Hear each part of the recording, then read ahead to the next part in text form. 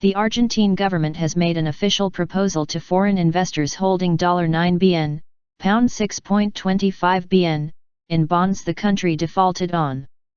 After 5 days of negotiations in New York, it offered to pay 75% of the amount awarded by U.S. courts in 2012. The long-standing dispute has restricted the country's access to international credit markets.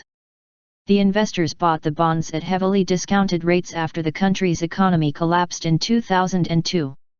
Argentina has now offered $6.5 bn to settle the dispute, said court-appointed mediator Daniel Pollack. This is the first time Argentina makes a formal offer to the holdouts, said Argentina's government in a statement. It added that some funds such as Montreaux Partners and Dart Management had already accepted the proposal. Vulture funds. Shortly after being sworn in December, new Argentine President Mauricio Macri opened negotiations with the bondholders.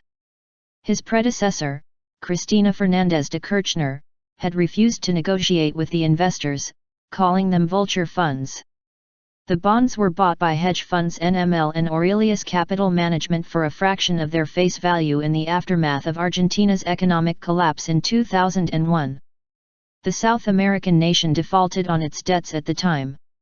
It has since renegotiated its debts with 92% of the creditors who agreed to settle for 1/3 of what they were originally owed. However, the hedge funds bought up a large chunk of the remaining distressed debt at low prices, and demand to be paid the full face value of their holding, $1.3 bn.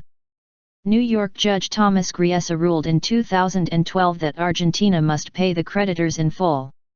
In June 2014, the U.S. Supreme Court declined to hear Argentina's appeal against the decision. Argentina refused to pay and went on default. More recently, other bondholders, known as Me Too, joined NML and Aurelius in the dispute. Their claims, added to interest incurred since 2012, have increased the amount owed by Argentina.